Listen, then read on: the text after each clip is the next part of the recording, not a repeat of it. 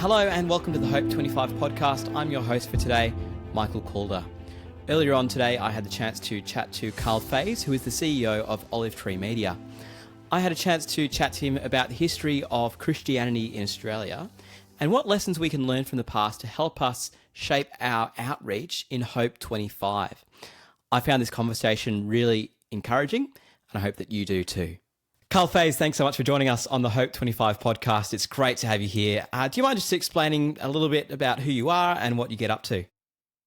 Well, basically, I'm the CEO, which is a very exalted title for a small group, head up a thing called Hope25 Media. And we produce resources that are used across the country in broadcast spaces globally as well. But our key focus is to produce material that local churches can use in evangelism, gospel ministry, and discipleship, but certainly helping them with material that they can use in their communities.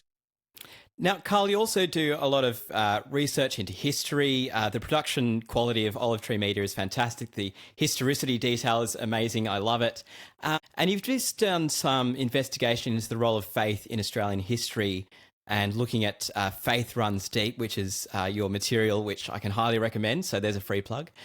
Karl, do you just mind explaining how did Christianity actually first come to Australia? I mean, so it's a great question, and it's one that's misused and misspoken about a lot, Michael. I mean, there's this narrative, an overused term, but let me use it anyway, that, it was the offcasts of England that were sent out here, the convicts that nobody wanted, the criminal class, who were a godless group of people when they came. And it's almost like this notion that they were godless at the start and we've been godless all the way through. But that's not really the case. And it's really interesting to think about one story I talk about all of the time. So why miss this opportunity today with you, Michael, in answering this question? I mean, most people know that Richard Johnson was on the First Fleet as the chaplain, but the story is not really told about why he was there. And condensing the story as much as I can, William Wilberforce, who was a Christian in the Parliament, Clapham sect, stopped the slavery in the British Empire. He wasn't keen on the whole notion of transportation. He went to his friend, William Pitt, and said, if you're going to send these people, we want to choose the chaplain. William Pitt agreed with that. So William Wilberforce then spoke to John Newton, the hymn writer, but better known as a very significant church leader in England. There's so much we can say about John Newton. They got together and said, who can we put on it? On these ships to go out in 1788 with the First Fleet. And they actually approached a guy called Richard Johnson, who at first said no. Then he thought this, what if this is God speaking to me? And he actually brought his wedding forward to Mary Burton. They are the most inspirational people in Australian Christian history, and they went on the ship. Now, they didn't go on the ship because it was a good job with the government. They went on the ship because they believed in gospel ministry, and they wanted to be Jesus' representative to start gospel ministry here in Australia. And even Henry Venn, who headed up the CMS, Church Missionary Society, started by the Clapham sect, he actually wrote to his daughter at the time and said how amazing it was to be sending the gospel to that side of the globe. So there are many people that were interested in the transportation of Australia, not just because this is a good way to get rid of the criminal class out of England, but how do we take the gospel and place it in this part of the world? And if you follow that history in the gospel coming to Australia, going to New Zealand, going to the Pacific Islands, it actually turned out to be quite true. And it became a really key part of the fabric of our nation right from the start. So, Karl, what was the response of the First Nations people to the hope of Jesus?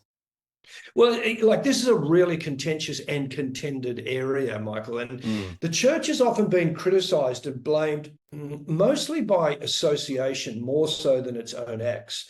And one of the things to say is right from the beginning, there were Christians, like, for instance, William Dawes, named Dawes Point here in Sydney, named after William Dawes. He was actually a very talented linguist as a young man. And he actually started translating the gospel into Indigenous languages around the Sydney area and was building a relationship with people so they could teach the gospel.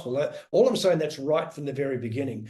And that kind of went on. But I actually want to bounce out of your question a little bit. I am sort of answering it, but just as a way to remind people. There's a guy called Robert Kenny, who's not a Christian. He's at La Trobe University in Melbourne. He's written a book called The Lamb Enters the Dreaming, about some of the first converts from the Indigenous people to faith in Victoria through missionary work. And he actually wrote in another place, somebody else quotes him, he says, in the mid-19th century, secular belief in a future for Aboriginal Australians, or a right to that future, a right to a future to exist, he says, was difficult to find. Those who believed that such a future were not driven, so that these Indigenous people should have any future. He says they were not driven by visions of democratic equality, still less by the Enlightenment philosophy, but overwhelmingly by dogged Christian faith. So what he's saying is the only people that actually saw a future for the Indigenous, rather than just allow them to die, was actually Christians. And that overflowed into gospel ministry, it overflowed into care for them, and there's all sorts of quite remarkable stories about that influence on the Indigenous of our nation. So, Karl, what role has faith played, or the hope of Jesus played, in shaping Australian culture as we have it today? Look, very much so. We said that right from the beginning. There's Richard Johnson on the First Fleet. One of the things that I think most people tend to forget, and in creating Faith Runs Deep that we explored quite a bit, is to keep in mind at the time of transportation and the time that the First Fleet came and those that followed, there was this incredible revival led by people like John Wesley, the Methodists, George Whitefield, and all of these. And all the way up into Scotland, across into Wales, there's this quite remarkable movement of the Spirit of God and revival across England. Now, that deeply influenced England, but what I think we often forget, it actually deeply influenced Australia. And the way it influenced Australia was the free settlers who followed the convicts. Now, there were convicts set for a number of years, but Australia was not built just on people who were convicts. Australia was built later on immigration, but in the first wave, as it were, immigrants who were from England, who were looking for a fresh start in this nation, and were deeply influenced on many occasions by the revivals going on in England. And one of the reasons that we know that is because who was doing the recruiting? Take, for instance, J.D. Lang, John Dunmore Langwood. Now, he is quite a remarkable guy. Remarkable good, remarkable bad. He brought Presbyterianism to the Presbyterian denomination faith to Australia, started a number of organisations, wrote books about Australia, tried to get Australian cotton accepted in the US so that he would undermine the slave trade. So quite a remarkable guy. But he would go back to England and then recruit people to move to Australia. And the people who he recruited were Christians deeply influenced by the revivals going on in England. And it wasn't just J.D. Lang. I mean, it was said that J.D. Lang probably recruited at least 10,000 people to come. That's a lot of people as a percentage of the population at that time.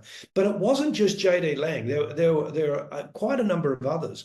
And so that you had a situation that Stuart Piggin has written about in his book, and we talked to him about, although I didn't make the cut in the series, but I'm telling you here, this is very special for all of those on this podcast. But if you go to Moota, if you went to Moota in South Australia and another place just near Moota, whose name's just escaped me right now, but in Burra and Moota, if you went down there at that point, there was one Anglican church, one Catholic church, and 12 Methodist or Wesleyan churches. So all that says is these people were coming out. They didn't kind of belong to the Anglican faith of the nation in England, or the Catholic faith. That they were those who were deeply influenced by the revivals. So what you have is this ongoing influence of who came. But let me just add to that to say that one of the other influences were early governors. Lachlan Macquarie, they had a mixed history, and that's true of Lachlan Macquarie. But Lachlan Macquarie believed in a fresh start for people. He believed in that because of the fresh start that Jesus had given to him. And so he believed that if I'm a Christian governor, And God gave me a fresh start. What is my job? Well, to give people around me a fresh start. So he emancipated, that means gives freedom to, he emancipated 1,500 prisoners, convicts. Bligh, the governor before him, only emancipated 2. And if you want to go back and say, where does the idea of a fair go start in the Australian culture?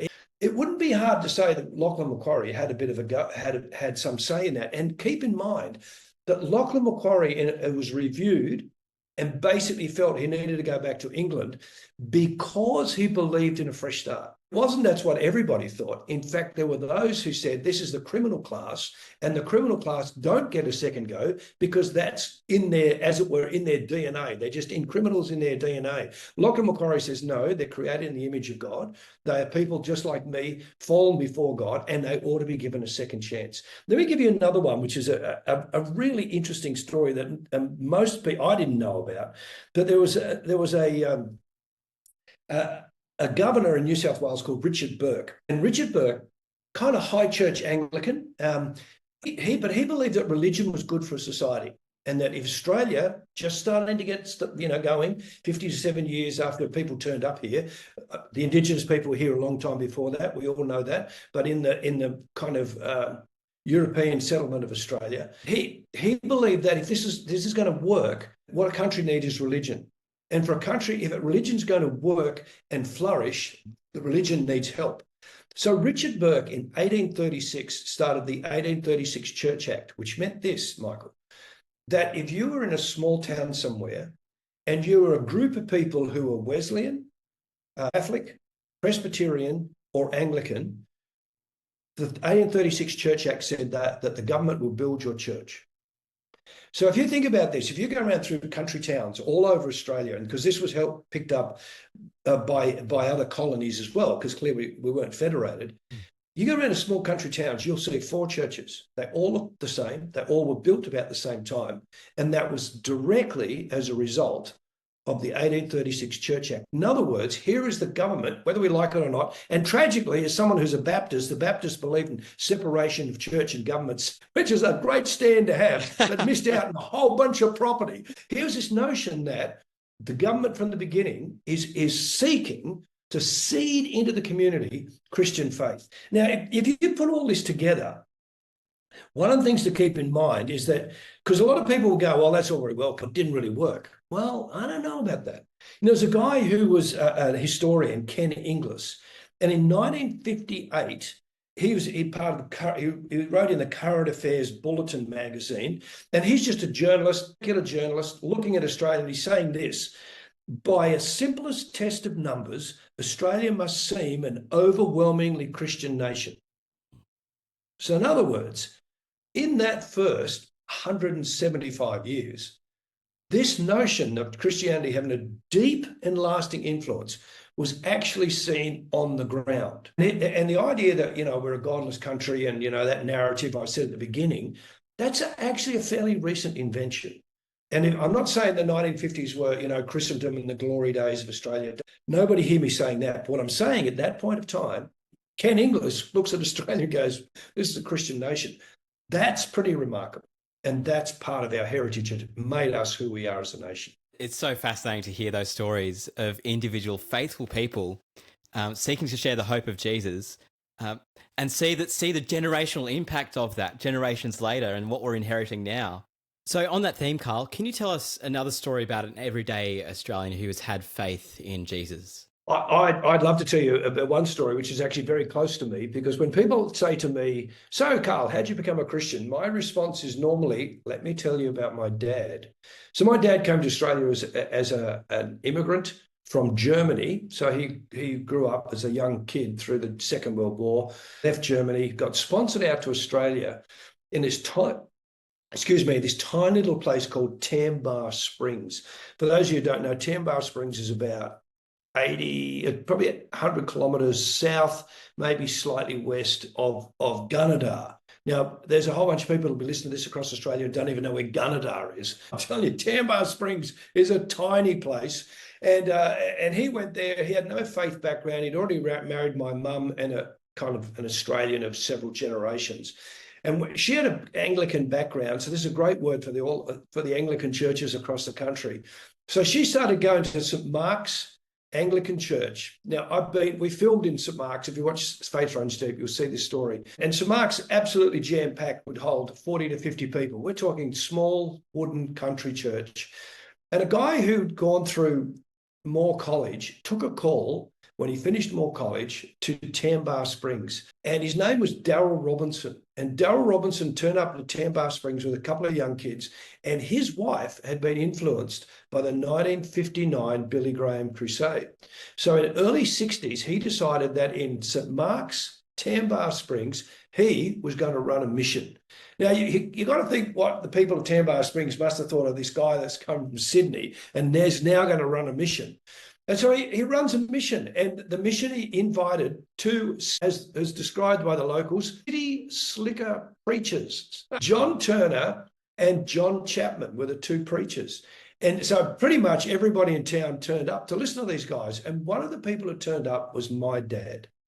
So my dad, when I was 2, turns up to this mission, and he listens to what they're saying. I'm not sure, he's written about this later. And he said he spoke to John Turner and asked him some questions. And John Turner said, "Can I pray for you?" My dad actually wrote down, he wasn't actually sure what that was, but he said yes. And he wrote down later, he's passed away a couple of years ago. He wrote down later, and I drove home and the world was different. The next morning, he was working on the farm and he was walking back to the house. And he says, my 2 sons ran up to me. That was myself and my brother, aged 2 and 4. And he said the world was a different place. Changed his life. Absolutely changed his life. Changed our family. Changed the trajectory of everybody in our family. That mission will never be written up anywhere, Michael, in the annals of Australian great, missions across Australia. But I know it changed. It's made me the person I am, and deeply influenced lots of people around me. And it's just a word for everybody that's thinking about the year ahead in Hope 2025. It's a simple word, which is have a go. Like, just have a go. And who knows the difference you'll make. And even if you make a difference in just a couple of people's lives, the generational change that will bring, who knows what God will do. And our greatest sin is not having a go and doing it badly. Our greatest sin is to do nothing.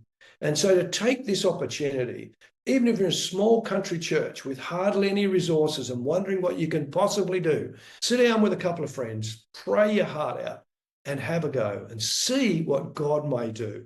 Because I know for my life, my children's life, my grandchildren's life, my brother, my sister's life, deeply influenced by that one mission. And good on Darrell Robinson.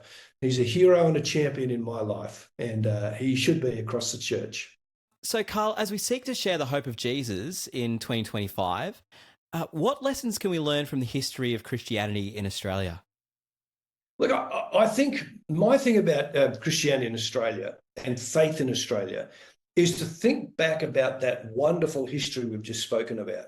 And to quote another author whose name I won't mention, there's this notion of stand up straight, put your shoulders back, look people in the eye, and be confident about the hope that you have. And we're right, and I say that for a reason: A, on our heritage; B, that Australia has been deeply influenced by Christian teaching, a la what Tom Holland, who talks about Western nations, and basically says to live in a Western nation is to live in a society still utterly saturated by Christian concepts and assumptions. In other words, in a funny sort of way, we're already Christian because the key foundational values that we hold to are Christian values. So in other words, we can be confident in what we're saying, not proud in a negative sense, but just confident that the values that people appreciated, the values that Christian faith gave to them. But the third thing to say is this particular period of time. One's our history. 2 is our values, which is our history, but the other is a particular period of time. There's a guy who we've interviewed on our new series, but I won't make this an ad for our new series, Michael. Wait out for that. It's going to be fabulous. It'll be released at the end of 2024. This new series, we interview a guy called Justin Briley, and Justin Briley has written a book called The Surprising Rebirth in the Belief in God. And Justin Briley's kind of theory is that The new atheists of 10 years ago, do you remember those? Remember the new atheists? They were a big deal. Like 10 years ago, they were a huge deal, and they almost disappeared overnight. But he said that the impact of the new atheist was to kind of rob, as it were, faith out of a lot of Western nations. We've put Christianity aside, we've moved on. But he said what it's left is an existential hole. Because when you lose that, you're not free, you're now lost.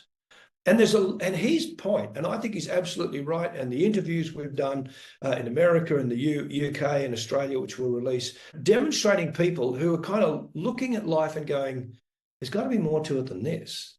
And because the new atheists robbed them of a spiritual reality, which is Christian faith, we have the opportunity to reintroduce that faith to them again. And I think Briley's right. And he points to a whole bunch of people.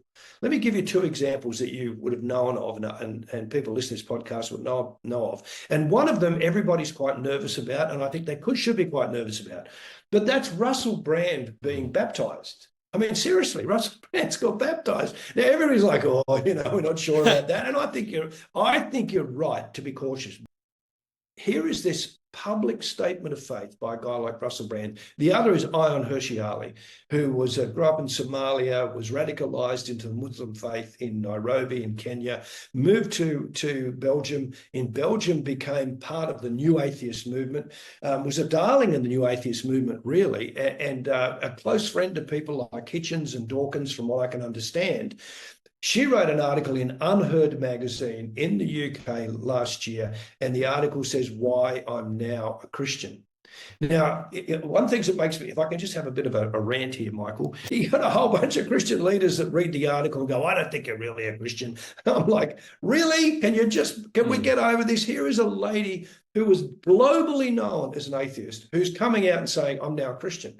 Now, yeah, sure, there's discipleship and there's move and shifts, and, one shouldn't be debating the theology of a new Christian in the first couple of weeks of their faith. But the point about both of them, and that's reflected in people that we've interviewed in our series, is that there is an openness to faith. There is a shift towards it. We shouldn't be so concerned about the negative responses, and we should be confident that faith has made a difference in this nation, that faith has informed the foundational values of our nation, and there's a possibility that faith is making a surprising rebirth, and that gives us opportunity. What an amazing opportunity we do have, Karl. So next year we are encouraging every parish and community to do at least one thing of evangelism, of reaching out with the hope of Jesus into our communities. Karl, what tools in your Olive Tree Media toolbox could we encourage parishes to have a look at? Well, in 2025, we'll have three that we think will be incredibly helpful. One, Faith Runs Deep, 10 weeks looking at why the life and teaching of Jesus changed the world and why it matters. That's really significant. That was filmed in several different nations across the world. Faith Runs Deep does a similar thing, but just in Australia. We drove an iconic Australian ute, 6-litre V8 for those who are interested, around the country, and we unearthed stories of faith. So that tells all these fabulous and wonderful stories from our own history. And then the third one, which will be released at the end of this year and be available and ready for 2025, is called Encounter. And that's how Jesus, the people Jesus met then and now. And it's kind of coupling up the people that Jesus met in the New Testament, those stories, with similar stories today. And it's almost like the underlying theme is that Jesus changed people's lives when he met them then, and he's still meeting them now, and he's still changing lives. They're, as you said, Michael, they're high production values. They're easy to watch. They're beautifully produced. In fact, right now we have a musician writing the music for Encounter, and that's going to be fabulous. And they're just great. They're great resources. And there's also preaching resources that go next to it, small group resources, children's resources. For Jesus the Game Changer, there's even a Colin Buchanan kids song. We've got lots of resources, and it's very, very affordable, very, very usable, with high production values and easy to watch. And get a hold of one of them. They'll work. And I could say, if we go back a little bit further, there's another one called Towards Belief. And that is diffusing the belief blockers of our time. So that's more a response to the new atheists and some of those questions, apologetic questions. So that's there as well. A little bit older now, but and the issues are quite different, but that's an apologetic series. So towards belief, Jesus the game changer, faith runs deep, and encounter. Well, Karl, thanks so much for your time. Really appreciate your amazing work and your amazing resourcing of the kingdom work. So thanks for the time. Pleasure.